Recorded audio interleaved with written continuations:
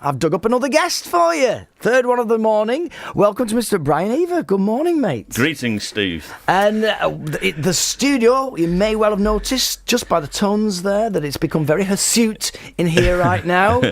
Me and Mark, although you're trying to almost join in here, I think you could probably grow a beard. I don't think I could grow on Have you ever grown a beard as impressive as... Not as impressive we as will that. put this on Facebook in a short while. I just find it itches. Does it? Is there a point where it stops itching and then just becomes an extra pillar? Yeah, it's 4 weeks. If you can if you can grow for 4 weeks, you get past that sort of sharp sort of stage, so it gets a bit longer and it softens up. Yeah. So then you've got to get to the 3-month stage, past the scruffy stage, and then that's it. The bearding world is your oyster. And that's it. And And is it oils you use? Your beard cream and oil? Oils and like balms, that? all such fineries. Keep it conditioned. Yeah. Is that what involved in? Because you've got to tell us first of all. This is an accolade, isn't it? To be having on our own turf this championship. Yes, we're hosting the 4th British Beard and Moustache Championships in Blackpool in exactly 4 weeks today, at the Empress Ballroom in the Winter Gardens, which is a rather grand sort of place for us to have it. So, yeah, it's a huge honour for our club, the Sandgrown Beardsmen, to host it. So we're just hoping to get as many people in as we can. How many members in the Sandgrown Beards? Members, I don't know. On an average month, when we have our monthly meet, we tend to get around about 20 guys, but people tend to come in and out, so there's more on a regular. There's more guys that are involved with the club, but roughly on a monthly meet about 20. But on the Facebook pages and stuff like that, we got like 1,000 followers. And when you get together at your meetings, I mean, what are you discussing? I'm fascinated. It become like it's almost like a bunch of women, but it's the most masculine thing, isn't it? It's such a manly thing to be discussing. But what do you do with you? I've put a little bit of oil on mine this morning. I don't know why I'm putting a camp voice on. I don't know. It doesn't deserve that. All right, fella, have you been? I've seen you been cleansing. You're all speaking like Brian Blessed or something. Yeah. More. Bomb. Weirdly, that doesn't really happen, right? Because that's the uniting factor is the guys are there because they've all got facial hair.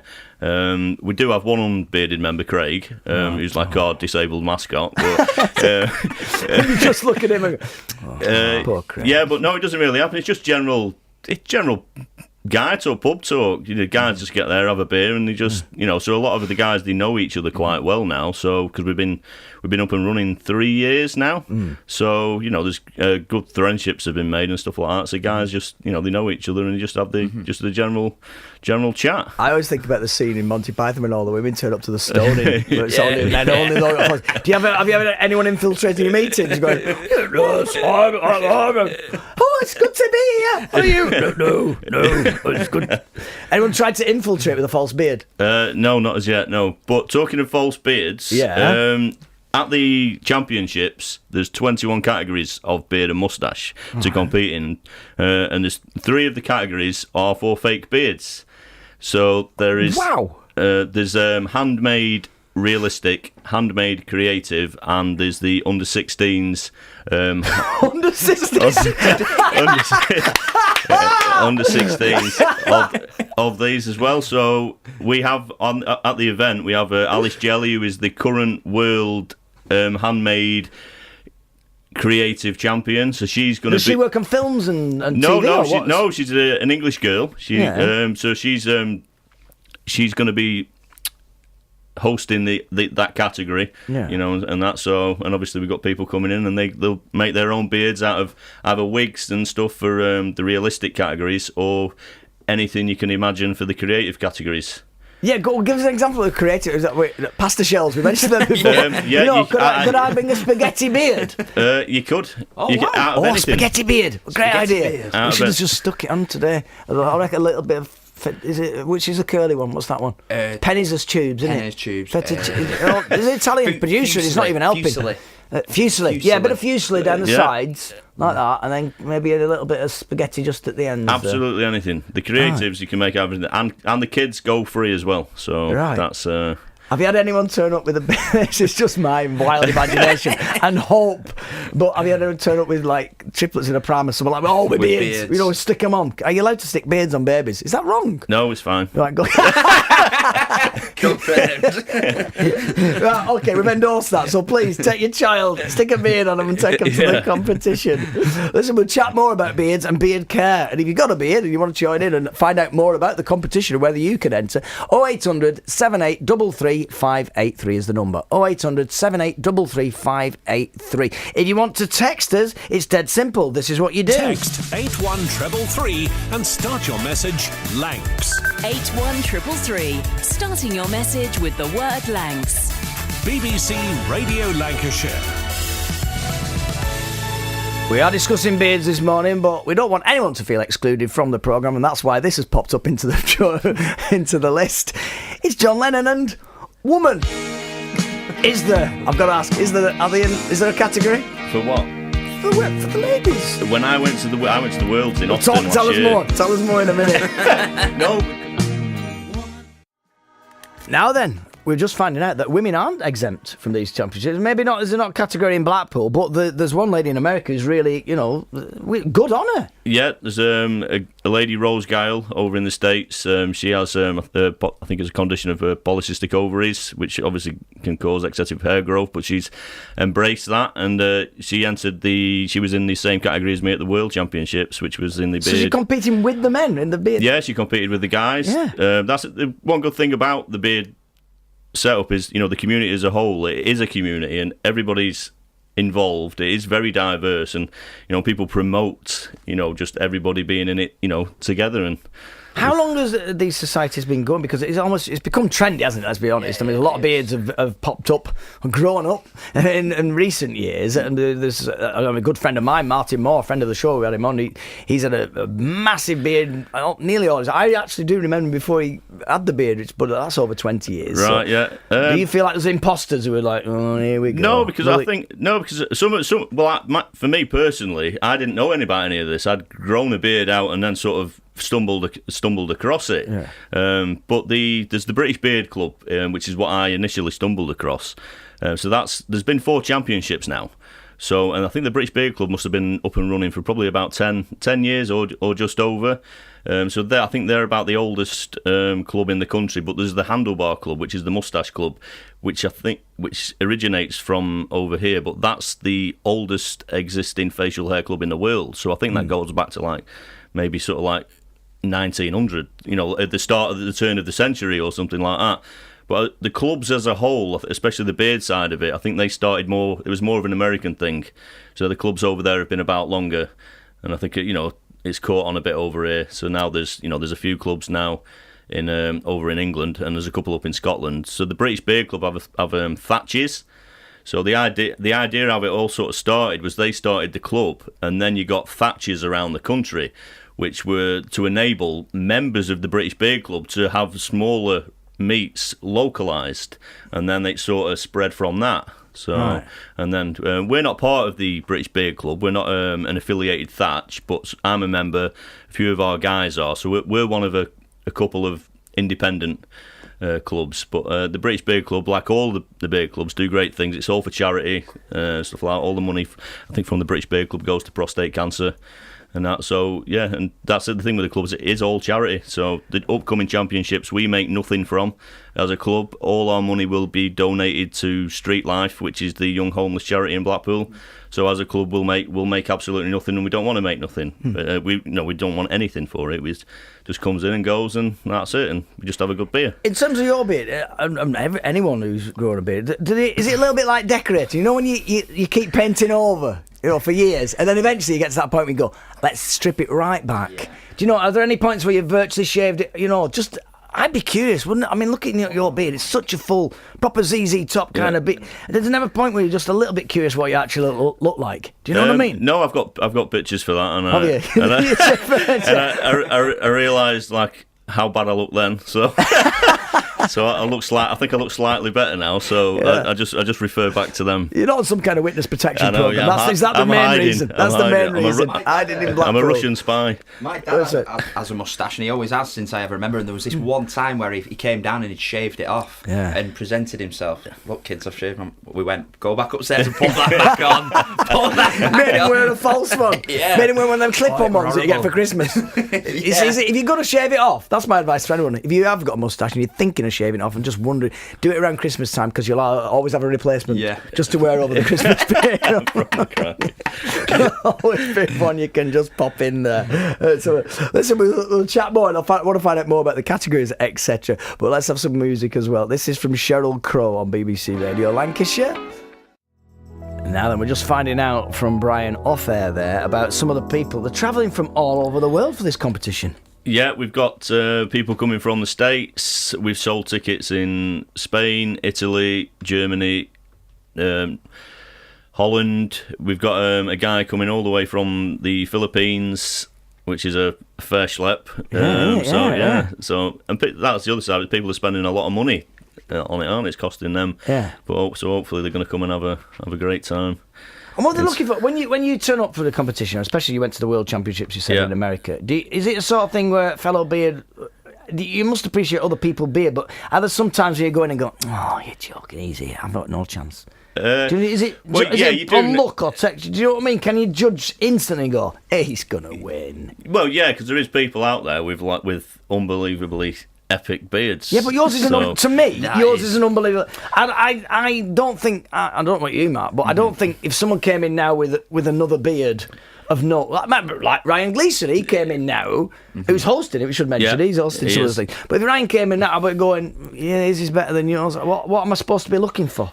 A lot of it would just depending on the beard. So I would enter the natural beard categories. So as a rule, they tend to be judged on just the thickness, the density, just the overall sort of look and condition of the beard. So whereas the styled beards will be more on how sort of clean they look and shaped and things like that. If they've got like an integrated styled mustache or whatever else. And then, are there any? Is there a category? I mean, we went to the creative one, but is it a bit like topiary? Where someone has got a train or a peacock? Do you know what I mean? Under the face. Look at it, right? Looks normal, doesn't it? Right now, turn your head upside down. It's a peacock. Do you know what I mean? Yeah. No. The people. I want to start a new category. I'm sorry to burst your bubble. I'm so tempted to get some scissors now. I don't know what could we. I'm just. It's kind of almost like forks. Is there terminology for the way your beard kind of it like splits? Yeah, halfway splits. down? Is that a split beard? No, it's just a beard. Yeah, it's not. I'm going to have to go take you up on that. It's not just a beard. What some guys would possibly do if they do have a fork around the chin area where it thins out. A lot of them guys will shave down the middle and they'll enter the mutton chops categories. Like a fork. A fork. I've heard of food getting stuck in, but the full fork in his beard. Right. Yeah. What about can they braid them and stuff? You know what I mean? Do you look plaits? I don't personally, but people do. Yeah. I think a lot of us are inspired by watching Vikings and stuff like that. So, but the only way you could do that would be in the freestyle categories, I think. Yeah. So in the other natural and sort of styled beard categories, you can't braid or anything like that. Right, not cheating. Don't start. No. Yeah, it's cheating, that, isn't it? So I think what's the freestyle? So what's freestyle exactly? So you can.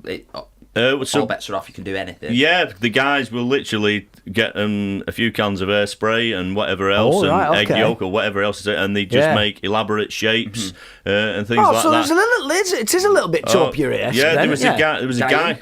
Dying? I think they can dye. Yes. There was a guy at the last World Championships on Instagram. He's called Incredibeard, and he styled his beard into a dog's face, so his face looked like a dog.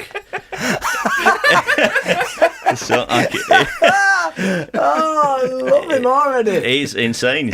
He's worse than his bite. Yeah. That's Reno's gag. Very good.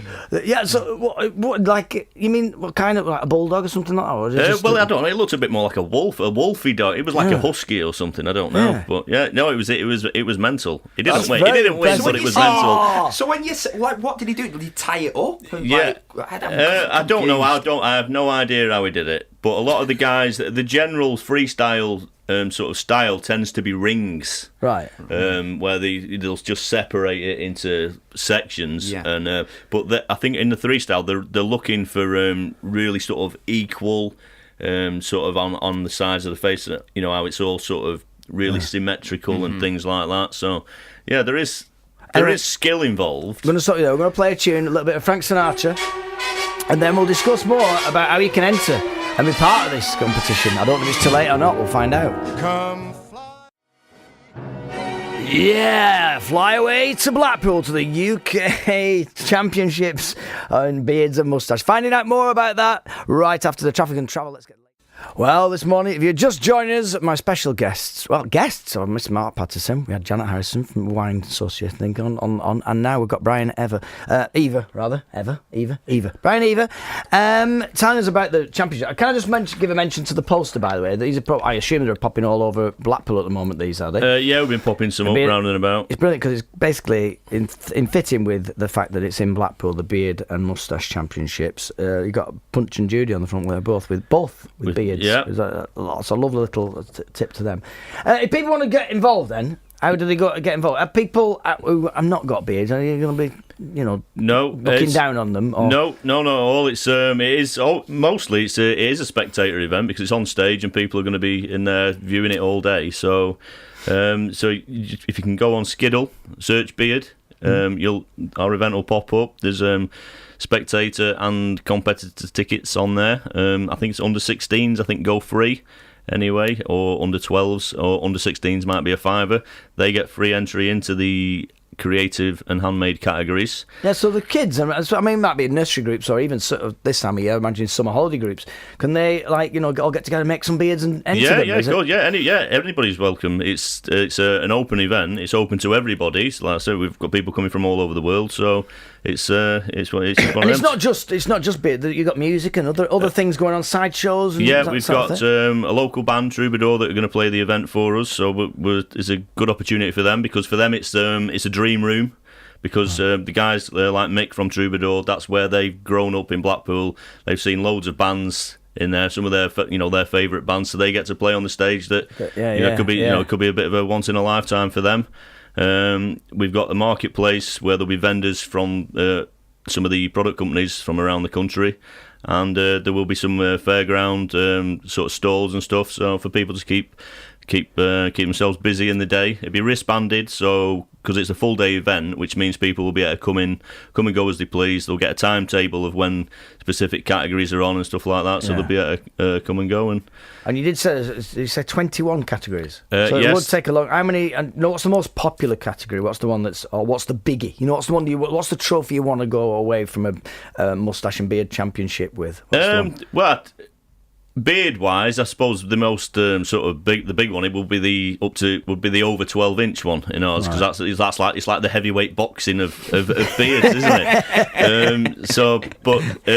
For entries-wise, the biggest categories will be the beard up to 6 inches, and that'll be natural and styled.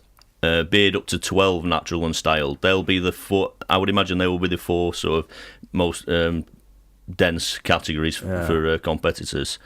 So, but there's obviously the moustache categories and free and partial beard categories as well. So, how did you get the championships to Blackpool? That's another good question. We had to put in a World Cup style bid.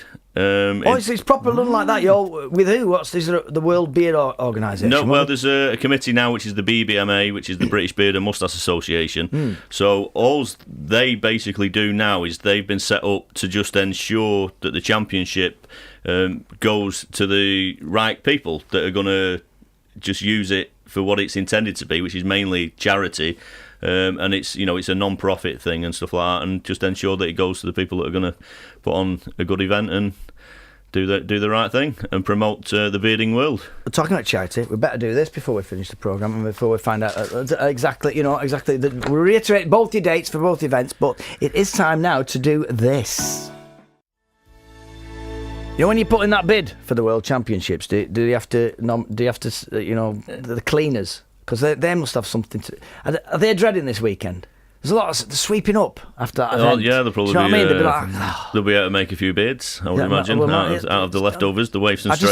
I just see this poor lady just, my vacuum's clogged again. 3 times I've had to clean filter. I've had to clean filter 3 times. Unbelievable. Yeah, I would imagine the changing rooms will be the dressing rooms, especially for the freestyle guys. What are the stalls on the sides then? Have you got like just... Because there must be stuff, if it's for beard, it must be for hair as well. So I'd imagine, barbers do you get barbers attending and hairdressers? There'll be barbers attending hairdressers. Our meets are held in a barber shop, our monthly meets. 279 Church Street Barbers, you're me, Pint Mick.